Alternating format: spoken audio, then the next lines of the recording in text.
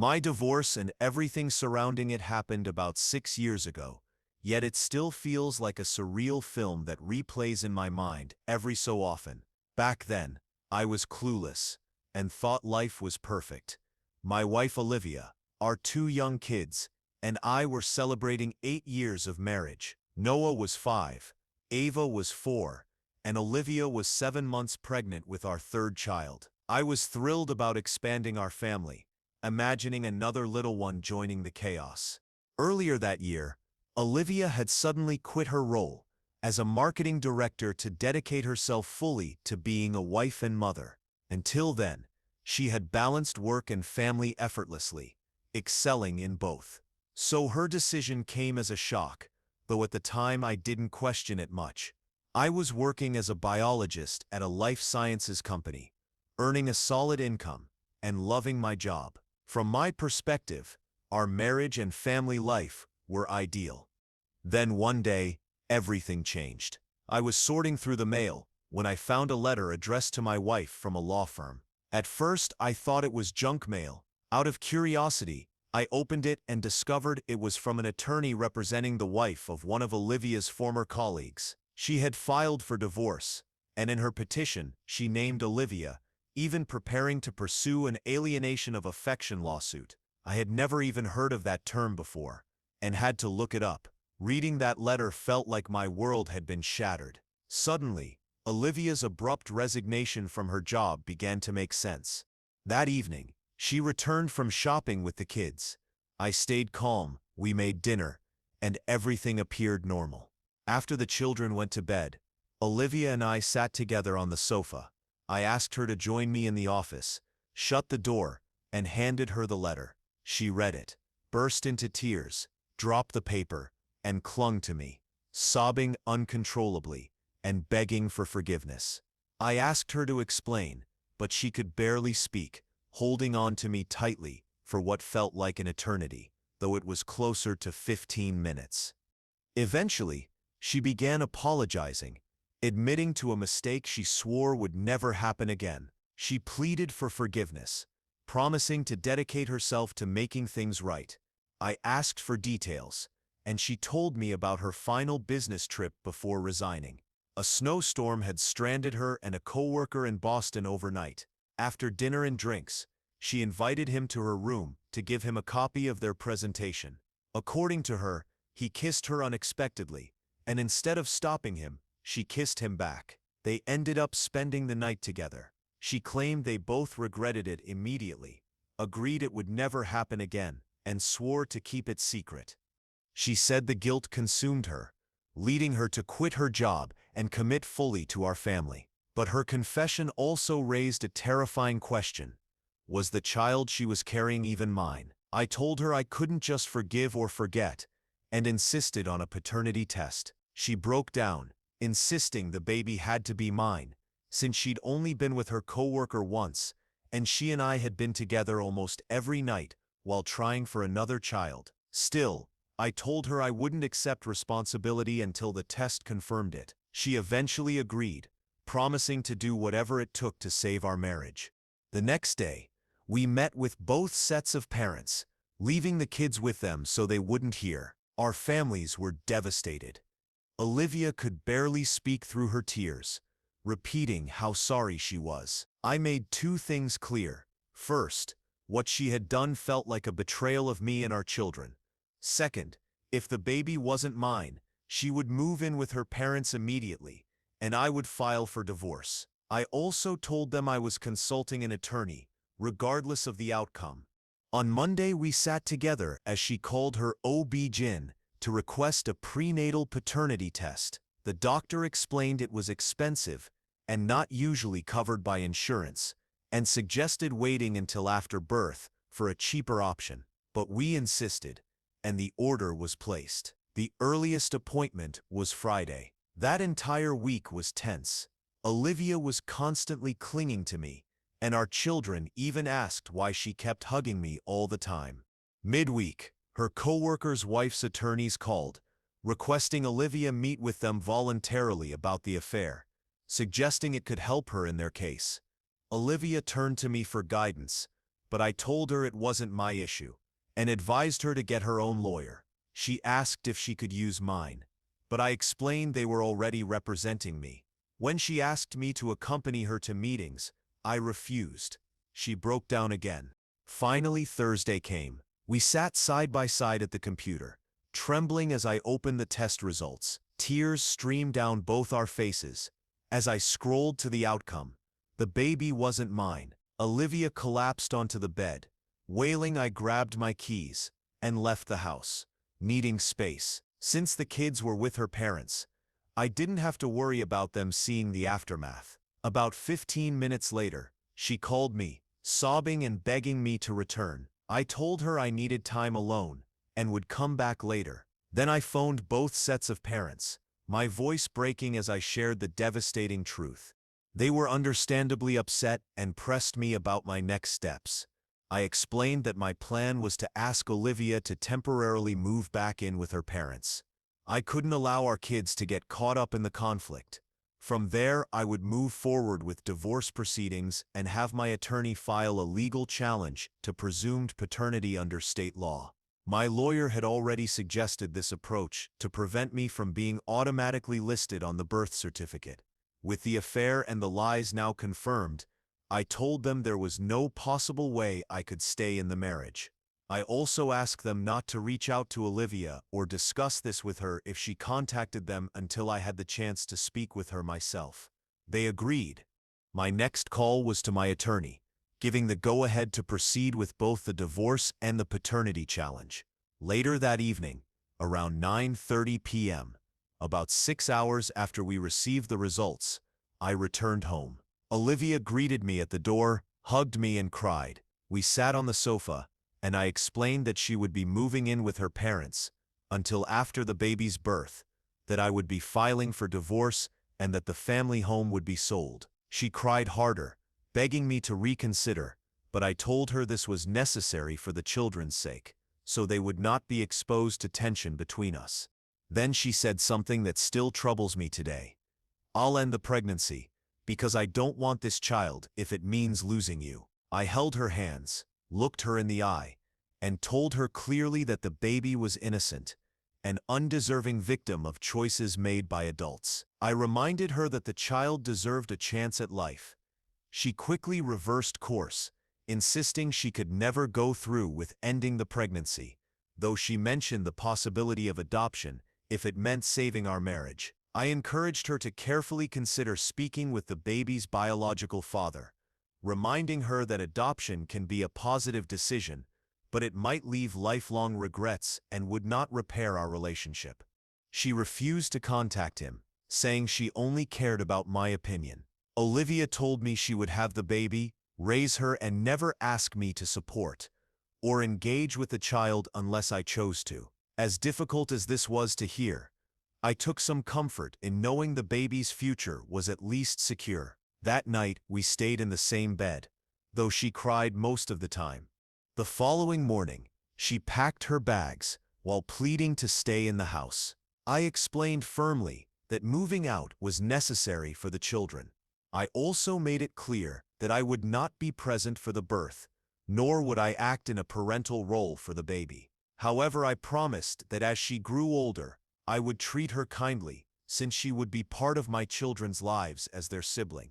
But during her early years, I would remain distant, believing it would be healthier for everyone involved. I dropped Olivia off at her parents' home, and then picked up our kids. I explained to them that Mommy would be staying with Grandma and Grandpa until after the baby arrived, because she needed rest. They accepted it, kissed their mother goodbye, and we went home. Olivia called and messaged me daily, but I only responded to matters concerning the children. Her depression worsened. She stopped eating properly and wasn't resting, concerned for her health and the baby's. Her parents asked me to help. I agreed to take her for a walk during her lowest point. We had an honest conversation. I told her she needed to care for herself and the baby, not just for her own sake, but for our children as well. She admitted she felt overwhelmed with guilt and wanted to shut herself away. I reminded her that although our marriage was over, she was still a good person and a mother whose children needed her. I told her to focus on staying healthy and being the best mom she could be. She promised me she would. The next day, she had a meeting with the attorneys representing her coworker's wife.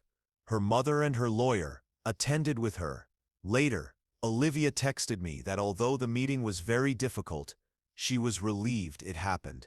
The plaintiff agreed to drop the alienation of affection lawsuit in exchange for a sworn affidavit admitting the details of the affair and the pregnancy information they hadn't known until that day. In time, Olivia gave birth to a healthy baby girl, whom she named Grace, not her real name. 5 months later, our divorce was finalized. Olivia did not request alimony or assets, believing that giving up everything would demonstrate her love for me and might eventually win me back. I insisted on a fair division, splitting assets evenly, and awarding her standard alimony, but I requested primary custody of our children.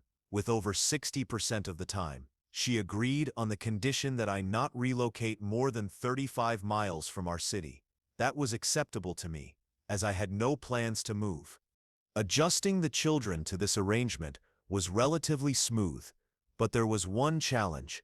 They couldn't understand why I wasn't Grace's father, and why I never spent time with her. From their perspective, she was just an adorable baby sister. They thought I should love as much as they did. Their questions broke my heart. I explained that Grace had another father who lived far away. Meanwhile, Olivia's coworker finalized his divorce a month after ours. He moved to Dallas for work, while his ex-wife and their daughter returned to Seattle. She had received significant financial support in the divorce. Despite knowing about Grace, he never once reached out to Olivia or inquired about his child. Fast forward 3.5 years. By then, the pain of betrayal had mostly faded, and my kids had adjusted well. Olivia, however, struggled. In Grace's first year, she had trouble bonding with her, and her parents stepped in to help. She also grew distant from our older children, sinking deeper into depression. Therapy 3 times a week, along with medication, eventually helped her recover. After 2 years, she had stabilized and returned to being a strong, involved mother to all 3 children. During those years, Olivia and I only communicated by email regarding our kids, but she frequently sent personal messages 2 to 3 times a week, expressing her love, her regret, and her desire to reconcile. At times, she even offered a casual relationship, hoping it would bring me back into her life. I never responded to these messages, though in a rare face-to-face conversation, I told her I had read them all. Her mother later confided that Olivia still felt married to me in her mind, and the messages were her way of holding on. One summer, I had arranged to pick up the kids for a special zoo event. They were with Olivia that day, but we had agreed to be flexible with custody. When I arrived, they ran outside, buckled in, and we started to leave. Suddenly, my daughter shouted, "Dad, there's Grace." I looked up and saw a little blonde-haired girl at the edge of the driveway, waving with one hand and wiping away tears with the other. My son added, "She's crying, Dad, because she wants to go with us." I stopped the car, told my kids to wait, and walked over. I knelt down and asked her name. She said, "Grace." I introduced myself as Ethan and asked why she was upset. She quietly said she wanted to go with us to the zoo. I asked if I could pick her up so we could talk, and she agreed. When I asked her to show me her smile, she gave me the biggest grin with her tiny baby teeth. In that moment, my heart melted. I said, "Let's go ask Mommy if you can come with us."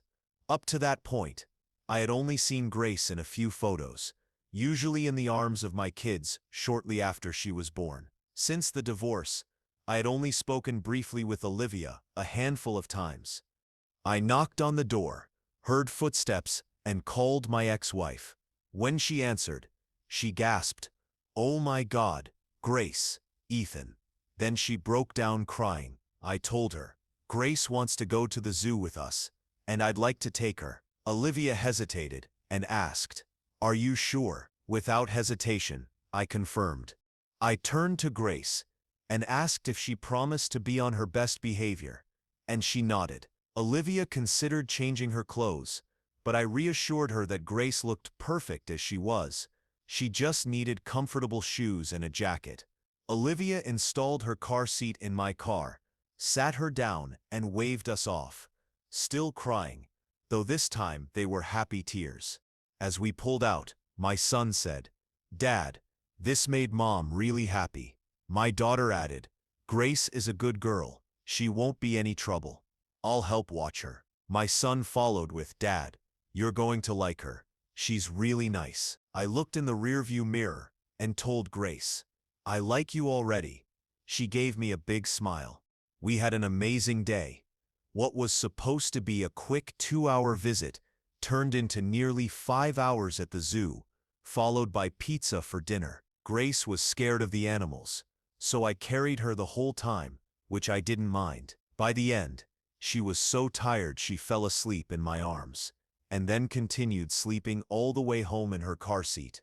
That day changed everything. I fell in love with Grace. I no longer saw her as the result of an affair, but as my children's sister, a little girl who needed a father figure, and truthfully, I realized I wanted another daughter. The next day I emailed Olivia saying I wanted Grace to spend time with the kids while they were with me, and asked if she'd agree to a legal arrangement that made this possible without implying paternity. Olivia was thrilled, saying there was no need for legal paperwork and that I could simply take Grace whenever I wanted, but I wasn't leaving things to chance. I had my attorney draft an agreement, and Olivia signed it right away. From then on, Noah, Ava, and Grace stayed with me from Friday through Monday, and with Olivia Tuesday through Thursday. Grace quickly grew close to me. She always sat beside me during meals, or when watching TV. Noah started calling her my shadow, because she followed me everywhere, often choosing to stay inside with me, instead of playing outside with her siblings. About a year later, something happened that convinced me I had to adopt her. Grace was now in preschool, and had painted me a picture. She was so eager to show me that she asked her grandfather to call me. She described it on the phone, and I told her I couldn't wait to see it when I picked her up on Friday. Half an hour later, I heard a knock at my door while working in my office. I opened it, and there was Grace, holding the painting, shocked.